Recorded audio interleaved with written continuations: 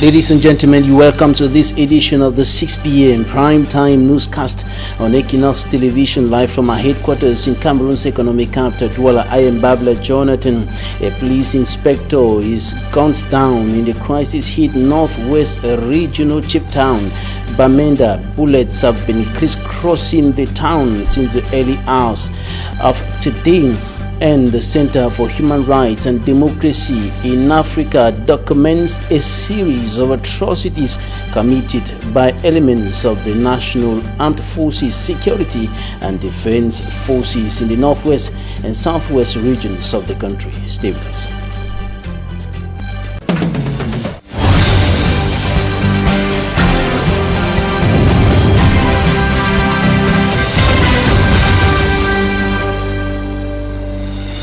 The atmosphere has been tense in the town of Bamenda, headquarters of the northwest region of the Republic of Cameroon, one of the two English-speaking regions of the country hit by socio-political and security crisis for close to 4 years today. A police inspector was gunned down earlier today as guns have been talking in the town of Bamenda, so to speak, since the early hours of the morning. And on the line to Bamenda correspondent Frederick Takang, who says the day has been a tense one. Yes, effectively, shooting started at about 15 minutes to 2 p.m. around City Chemist roundabout, popularly known as Liberty Square. Immediately, businesses around that area started closing their doors. People were rushing to take either a bike or a taxi to their various homes.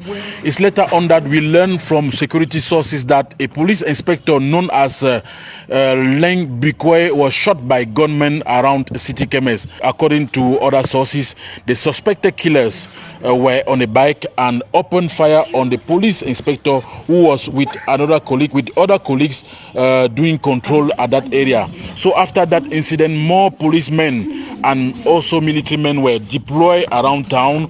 Shooting was everywhere, and places like Commercial Avenue and other areas that were functioning started closing. Some inhabitants had to seek refuge in some offices. As for now, the central town is deserted, but areas like Nkwen are still functioning. This incident is happening just some few days after the killing of a soldier working with the army rescue here in Bamenda.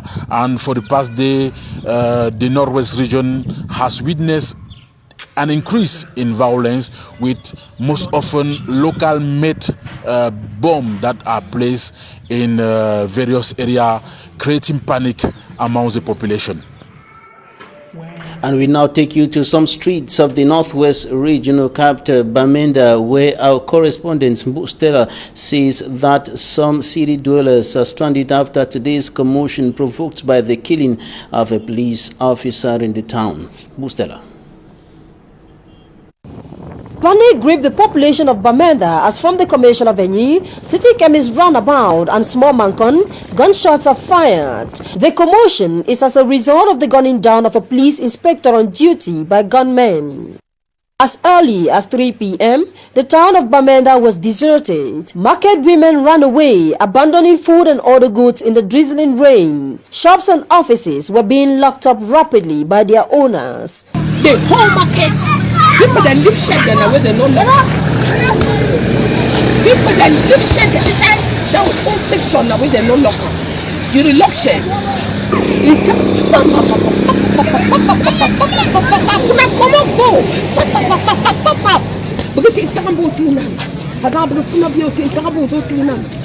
On the streets of Bamenda, one could hardly make a difference between a person with disability, a pregnant woman, the young, and the old. Everyone ran as fast as their legs could carry them.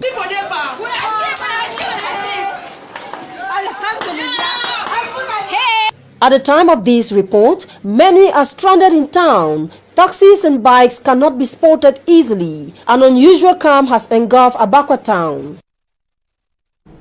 And the Center for Human Rights and Democracy in Africa has documented a series of atrocities committed by government forces in the northwest and southwest regions of the Republic of Cameroon. Greater details in this report by Equinoxe Tv. In its August 31st, 2020 report, the Center for Human Rights and Democracy in Africa, CHADA, exposes human rights violations committed by the military between May and August 2020 in the Anglophone regions of Cameroon, despite its press release of August 13, 2020 for armed groups to stop committing rights abuses against civilians like killing, kidnapping and ransom demands, recruitment of child soldiers, intimidation and harassment of civilians, as well as the use of lethal weapons in communities.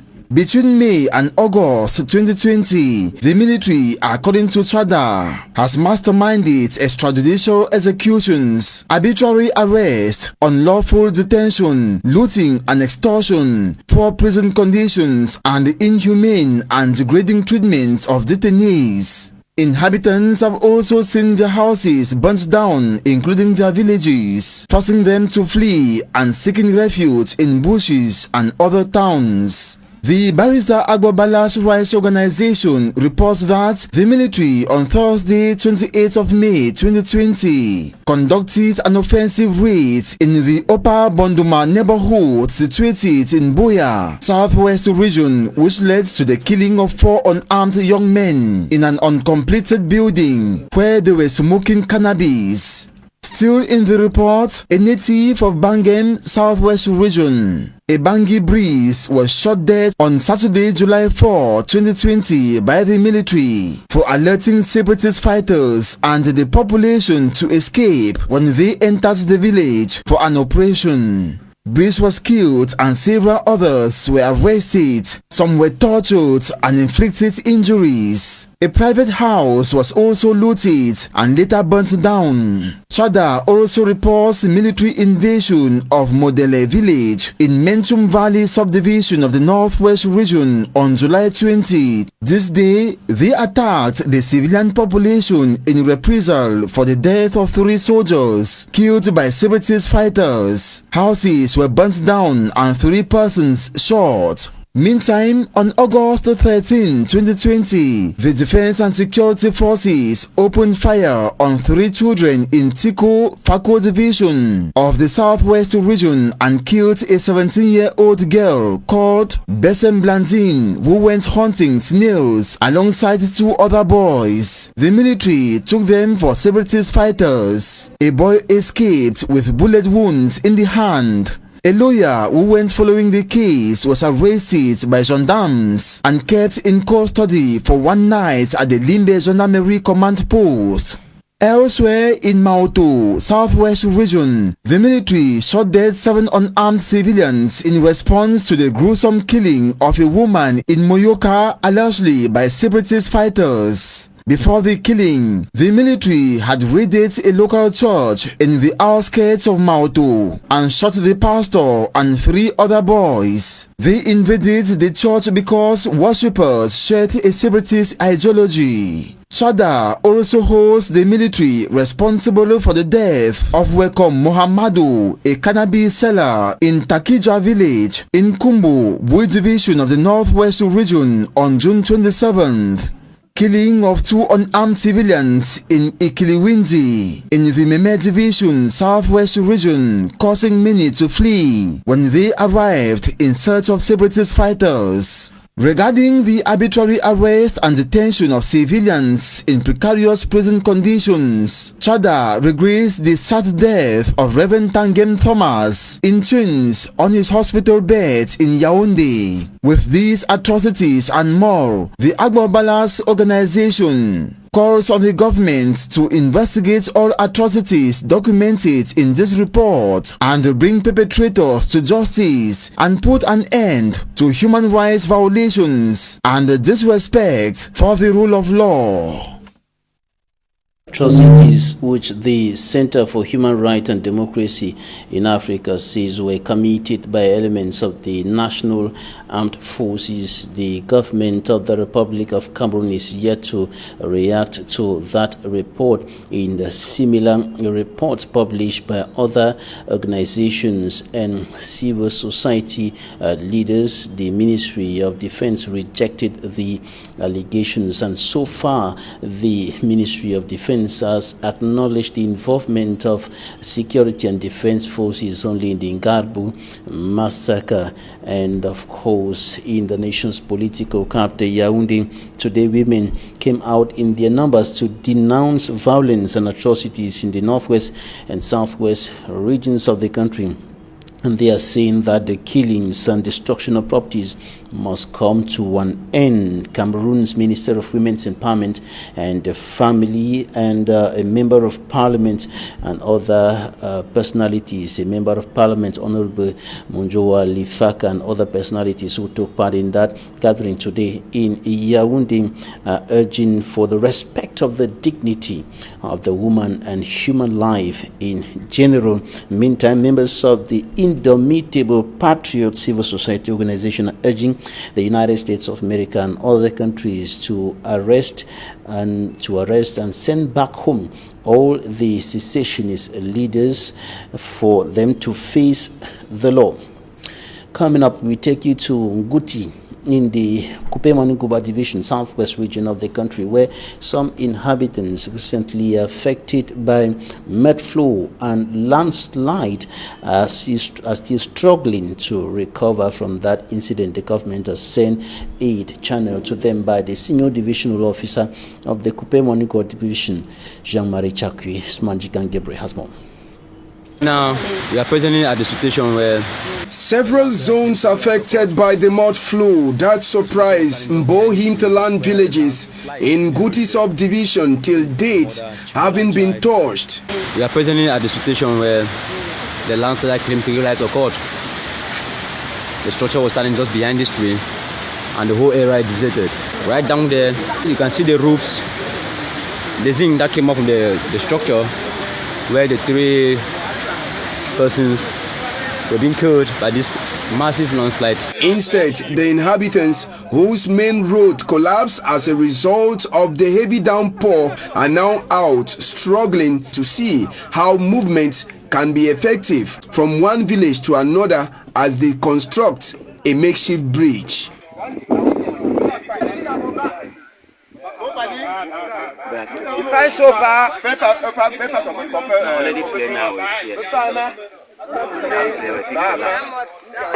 The flood took away the lives of 4 persons and destroyed several properties. Due to the devastating effects of the mud flow, the government, through the senior divisional officer of Kupe-Maninguba division, paid a visit to some of the flood victims.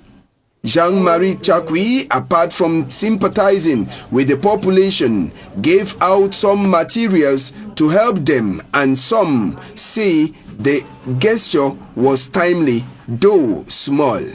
I want to thank the committee made by the head of state. These are things they gave me. I lost a daughter in my village. The president of the STO, the president of the mayor of Nguti, I want to relax. I want to feel that if you have a problem, they know you in this Cameroon. This is my sister that lost a son, lost a daughter. We receive money. Matras, burger, very soon have grano oil, fish, mbunga, janga. The materials handed to the population were in different forms. The assistance was both financial and material. So there was some financial assistance we give to the bereaved family and to those who lost their houses, and items as well had been handed to the population. Notwithstanding the support from the state, the affected population are calling on the government to urgently rehabilitate the roads that have been destroyed to enable movement into the 10 villages that make up Upper Nkongo and Nkongo Mbeng. He is struggling to get his way up to the compound. Still in the southwest region of Cameroon, the divisional officer of Boya, the regional headquarters, has urged the population of his area of command to join public authorities in the anti-COVID-19 fight. He was in some parts of the town today taking note as far as the effectiveness of the outdoor COVID-19 screening campaign is concerned. Derek Jato reports. The test campaign for coronavirus is now moving into the quarters in Boya subdivision. Testing is free of charge. That is to say, the districts have taken the cue and they will come in the nooks and crannies, all the quarters. From here they will move to. And Dr. Ibongo Zacchaeus Nanje, Southwest Regional Delegate of Public Health, said the Tiriti approach is effective on the ground in his region. Now we are reaching out to the population to intensify testing, which is also part of the treaties, that is track, test and treat. At the level of Boya, Abba Abdurrahman, the divisional officer for Boya subdivision, is also on the field. Well, what we need to know is that there is a massive campaign going on at the level of the Boya Health District, and it is free. The boss of this subdivision has equally been briefed on the specifics of the campaign. It is not only here, it will go down to our various quarters, right to my 17th. Have yourself screened out, and you will know your status to protect your family, to protect the community, and also contribute in our collective effort to send the COVID out of our country. And Dr. Ngon Matthias, the district medical officer for Boya subdivision supervising the operation, equally called on the population to show up for the test, for all the necessary logistics have been put in place. The test, everything is in place so that the campaign is successful.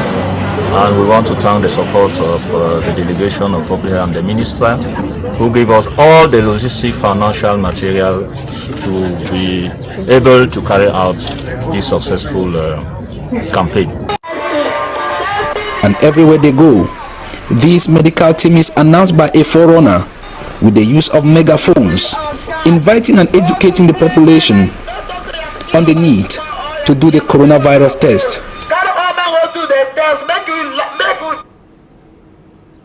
A significant section of Marwa remains disconnected from the rest of the far north region and the nation at large following the collapse of a bridge, and that incident has adversely affected business between Cameroon and neighboring Chad. The governor of the far north region, Mijiawa Bakari, was on the scene to take stock of the situation, and he urged the population to remain calm, that the government is working out solutions to the problem. Immaculate Fogle reports.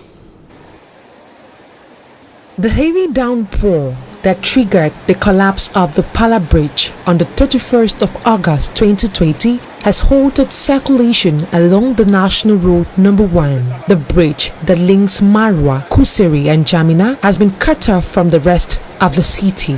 Inhabitants blame the government for being negligent to the plight of the people. Marwa, la fille aînée du renouveau, Marwa, la fille détestée du renouveau. The far north region of Cameroon has been abandoned by the government. Last year, we pleaded that the collapsed Bailio Bridge be fixed, but nothing has been done. Those leading this country are not serious. This bridge is on the National Road Number 1. How can such a road be abandoned? The government should be responsible. They need our services during elections, but when it comes to developing our area, they are absent.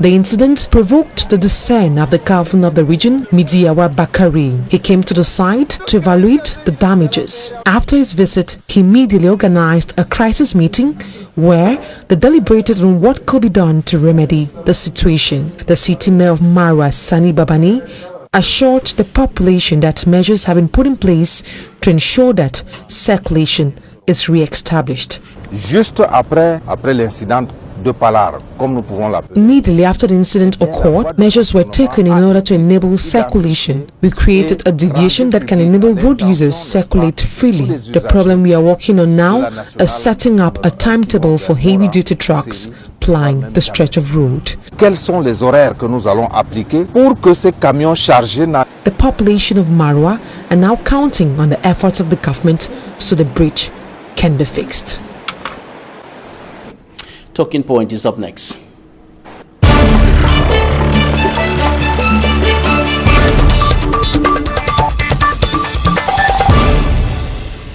Thanks for joining us in Talking Points. We are receiving the Human Rights Officer of the Center for Human Rights and Democracy in Africa, Kelvin. You're welcome. Thank you, sir. You must have seen some pictures and you must have received some information on what's been happening in the town of Bamenda since about 2 a.m. Today. What's your take as a human rights officer on such happenings at a time when government authorities are indicating that we are gradually moving to peace, a return to peace and normalcy in the two Anglophone regions?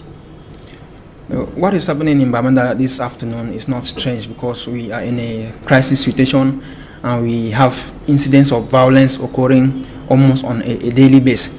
So this afternoon we have seen images coming from Bamenda showing that the security situation is not actually the best, and at the moment we are still to actually know what is happening because we have seen civilians lying on the ground to protect themselves against stray bullets, and we also heard gun firing. But at the moment we cannot really make any statement because we need to know what is happening. We need to know what is causing the situation in Bamenda today, and we need to know if there are any casualties or if there are any human rights abuses, because the government can still be doing something lawful, but if they go and do something arbitrary, it is now that the human rights will come in now and say you have abused this person's right, you have done this. But what is happening now, we can just say it's harassment. We are still to investigate and know what is actually going on in Bamenda this afternoon. All right, before your last report, the organization published a report on atrocities committed by armed civilians. And today there is a police officer, a police inspector who was gunned down in the town of Bamenda. What does that speak to you concerning or with regards to the situation on the ground and the evolution of the crisis? Police officer, police inspector guns down. Yes, this is not a strange issue because it has been happening repeatedly. Last week, a soldier was killed and the military in reprisal went and burned down homes, business premises of unarmed civilians. It is the separatist fighters who are fighting against the military, and their target is the military. Any uniform officer can be attacked. So when we see this type of things, it only tells you that the situation is deteriorating almost every day. And we have the military who go in reprisal of the killing of one of their colleagues, and they instead violate but human rights. They go and harass, intimidate, and cause the population to flee, which is wrong. Their target is supposed to be the armed separatist fighters who are also targeting the military. And a soldier attacked in this situation will understand that it is the war that is going on, and it is only the military that can be attacked by separatist fighters, and it is only the separatist fighters that are supposed to be targeted by the military. And when we look at what is happening today in the two Anglophone regions of the country, there's a question about the coming days, the coming months, the coming weeks, the coming years of those two regions. Every day we see these things happening. It's not something that has started just today. It has been going on for 4 years, and we have been documenting atrocities committed by both parties, and we have been trying to get the stakeholders involved to sit down and talk and find a solution to the crisis. We keep seeing things happening on a daily basis, and we keep hearing that there is some talks with these people. We heard of the Swiss process, and for a while it disappeared. We also recently heard of talks between government authorities and members of a separatist group jailed in Konengi, and today we don't even know if the talks are continuing or everything has come to a standstill, and yet we have fighting on the ground and civilians are paying the supreme price. Civilians are being killed on a daily basis.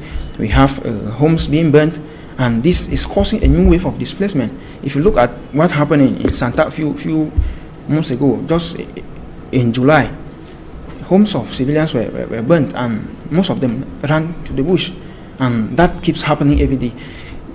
Just last week we heard of an invasion in Boyo division, and the military did not just target the armed separatist fighters, they also focused on civilian property, and homes were burnt which belong to civilians. All right. Before we get into the details of the last report which the Center for Human Rights and Democracy in Africa published, there was another report highlighting atrocities committed by armed civilians, and your organization was seriously criticized.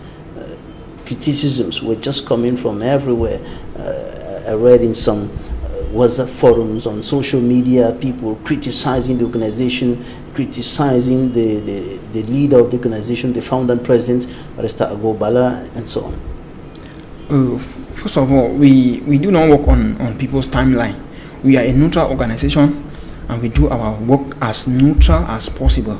We do not follow. We are not a machine, a propaganda machine. We do not work according to people's timeline.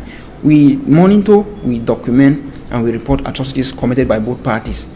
On the 13th of August, we published a report outlining atrocities committed by armed separatist fighters, which range between murder, kidnapping for ransom, forceful recruitment of child soldiers, as well as theft and looting. And because we do not work on people's timeline, we waited for a while, and yesterday we also came out with a report outlining atrocities committed by the defense and security forces. And this report outlines atrocities ranging between extrajudicial executions, arson of homes and villages, arbitrary arrests and illegal detentions, as well as deteriorating prison conditions and torture. And these things are happening on the ground. We have victims who are suffering, we have eyewitnesses. And to come up with this report, we always talk to the primary victims. We monitor, we document, and we report. We do not fabricate, we do not invent. These are things happening on the ground. And when we document, we publish and call on the parties involved, the stakeholders to, and in this case, concerning the atrocities by government troops, we recommended to the government to go to the ground and investigate these atrocities thoroughly and bring the perpetrators to justice. If we don't document and report these things, impunity will take over and there will be no chance for the rule of law. So we always recommend to the government that they should investigate these atrocities and bring the perpetrators to account for their crimes. Can we know a little more about how you gather the information that you publish in the different reports? Because there are some government authorities who often say civil society organizations, they don't go to the field, they sit in the offices and they receive information from here and there, and they put together without proper investigation, without going to the field to actually get the information from the right sources. And so they think that sometimes you're inflating figures and information and so on for some personal gains. We have offices in the northwest and southwest regions, and we have well-trained human rights defenders who go to the field, monitor and document these atrocities. They talk to victims, primary victims, talk to eyewitnesses, and we also receive complaints, written complaints to our organization from concerned individuals and the victims themselves. We have these testimonies, we have evidence, we have everything which we can prove that our reports are coming from the victims and from eyewitnesses. We don't just sit and fabricate stories and tell. We are not a news-breaking organization, or we monitor, document and report. We talk to victims, we talk to eyewitnesses, and we also receive complaints from concerned persons before we come up with these reports. Right, even news-breaking organizations go to the field, they investigate, and they report facts. And now, talking about the atrocities committed by elements of the National Armed Forces, what's the frequency of the atrocities? It happens on daily basis, and most of the times it happens in reprisal of an attack on the military. For instance, we had in Bamenda last week where a soldier was killed, and in reaction to that, the military went and destroyed business premises, burned down structures of civilians. And this also happened last year where the village of Mankon was burned down, and when the government was accused of arson, they said the military acted out of confusion. And these things happen almost every day. When we report, they say the military is acting professionally, and yet we have people on the ground who are suffering the effects of military excesses. So we always try to monitor those atrocities which you mentioned in the different reports are referred to as collateral damage by the military. The military calls those atrocities collateral damage.